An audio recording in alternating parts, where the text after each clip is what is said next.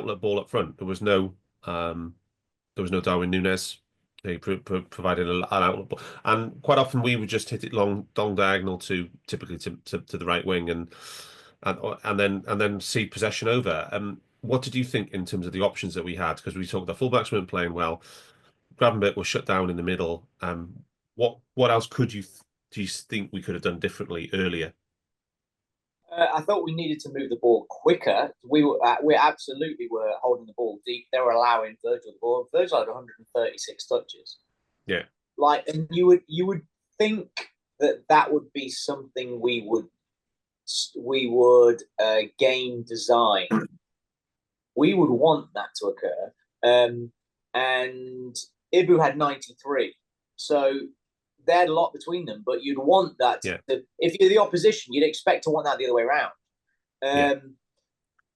yeah, So from his 136 touches, that Virgil had 0.11 xG build. yeah, He did nothing with it at all. yeah, And we had 11.5% long ball rate, which is decent. It's quite high for us.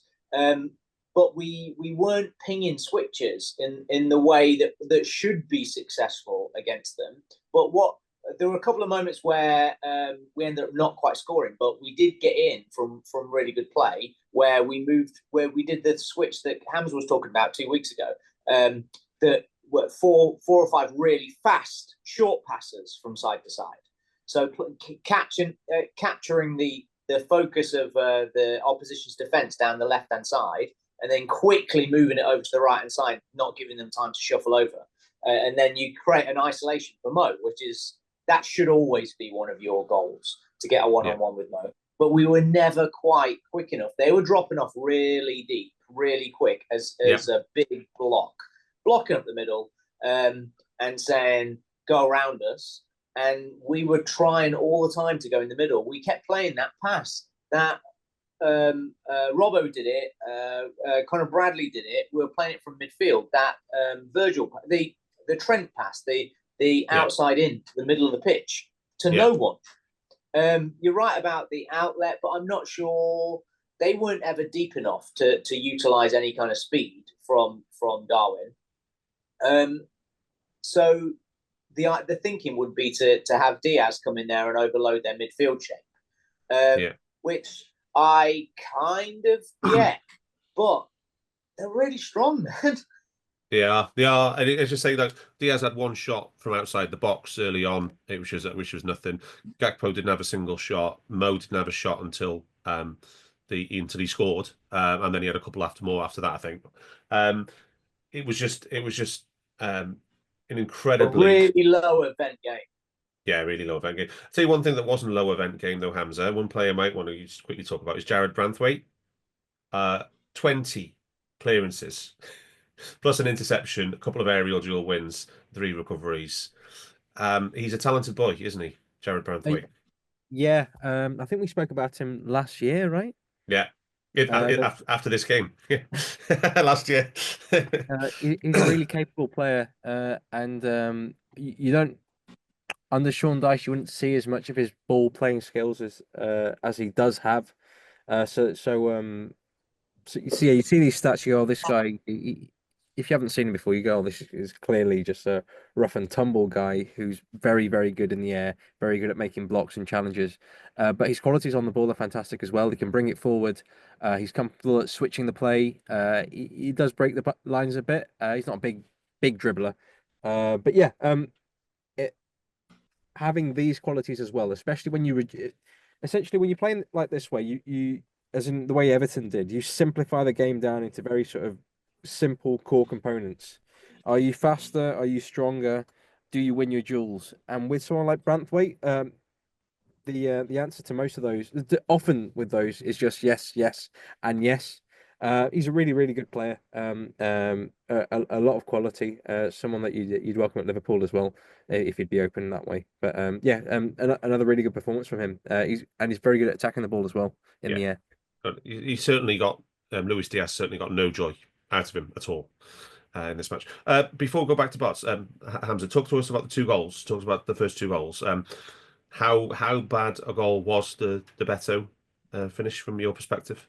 Oh, yeah. So you get a free kick that's probably not a free kick. It's quite soft, but at the same time, it's a He free kick. dived. He did dive. I know, but seriously, it is a free kick near halfway. Of Yeah. all the free kicks to concede, like you really Yeah. should like to sort of worried about facing one here.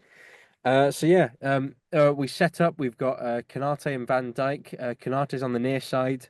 Beto's on the inside of him. So Van Dijk is looking down the line, and he has the advantage of seeing Beto. But it's just his job to communicate with Kanate because he's in Kanate's blind side. There's nothing really in front of Kanate. So and Beto just sort of curves his run around. So he loops.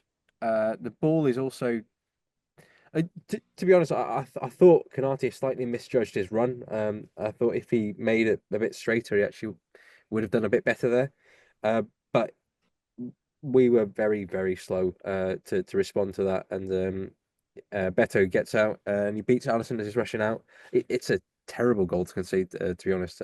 Like I said, it shouldn't really have been Yeah. a free kick, but given where it is and how we have the advantage in seeing what's going to play out in front of us, I don't really think that we can complain about this because it should be easily defendable. Yeah. And talking about something with shoes on the other foot, I think Everton podcast would be saying exactly the same about our rapid equaliser, Hamza. They'll be absolutely pulling their hair out that Yeah, so do teeny you want to tiny, jump in? teeny tiny Alexis McAllister's got in between with a deep run in between the centre backs and put it in, sort of not even in the corner of the goal. We've mentioned before these deep runs, Yeah. and it's they're very hard to track, just because of where you start from. So McAllister actually, as soon as the ball goes out wide to Salah, he's actually outside the box. He's outside the D, and Yeah. he runs off Gay. I think. I'm just double Yeah, checking. it is. It is the midfielder. Yeah. Yeah. Actually, I think he's got Decore and Harrison in front of him, and he just runs between them, runs beyond them. Sorry. Uh, and at that point, because Diaz is already there, because Gakpo's already there, the back four are preoccupied with that. Mikolenko's already got Salah, so he's out wide. So they're not watching McAllister run in. But it's also a very difficult header. And I think, yeah, he sort of does it with the back of his head.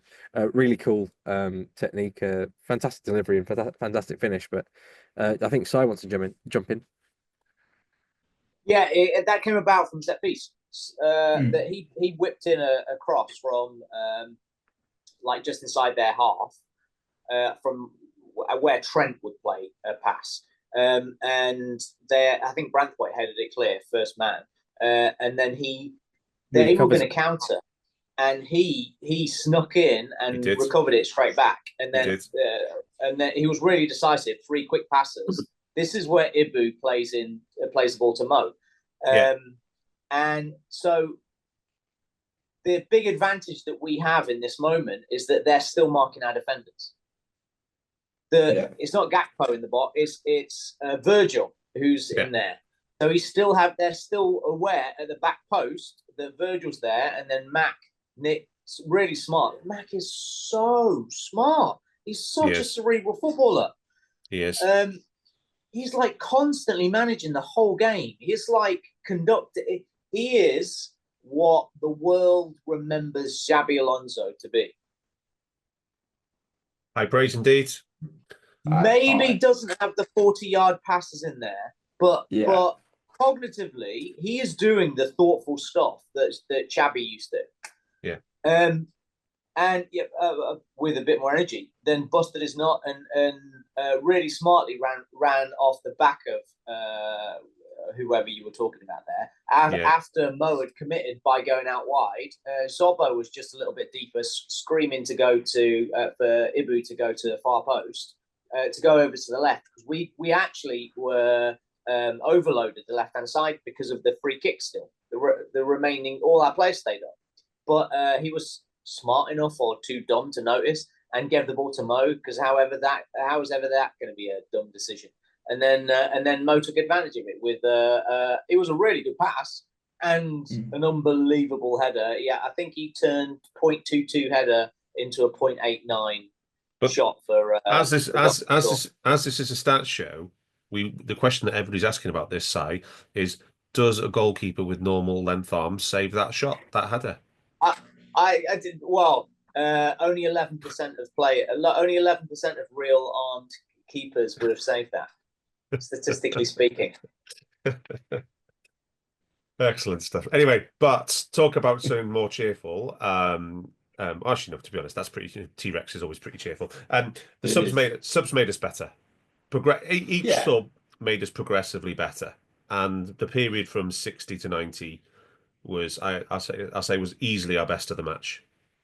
Yeah, I would say 100%. Apart from 90 plus, obviously, but yeah, 60 to 90, I thought were decent. I can't remember. Was Bradley got himself involved in? Yeah. What did Klopp used to say? Make a decision before the ref makes it for you, and I think that was probably one with Bradley because he got himself involved in a stupid yellow card on their touchline, and then was really rolled up, and then we ended up with both fullbacks and both sixes on a yellow card. Right, the Reds, it's Jack here, and that was a clip from one of Anfield Index's audio podcasts. If you have enjoyed the video, make sure you do like, share and subscribe to keep up to date on all things LFC. We record around 100 audio podcasts every month, with our shows featuring match-going fans, top journalists, professional analysts and even Liverpool legends along the way, with the great Dane himself, Jan Molby, joining us every single week. If you want to listen to all our podcasts for free, head over to anfieldindex.com/podcasts. Our audio shows are available wherever you get your podcasts. Just search Anfield Index. Or if you prefer to listen to all our podcasts in full and without any ads, why not head over to AI Pro today to check it out now at AnfieldIndexPro.com. If you want to get involved in the great growing community of Liverpool fans, check out the Anfield Index Discord. The link is in the description. Do get involved with that, from Reds around every corner of the globe. For now, Reds, hope you enjoyed this video.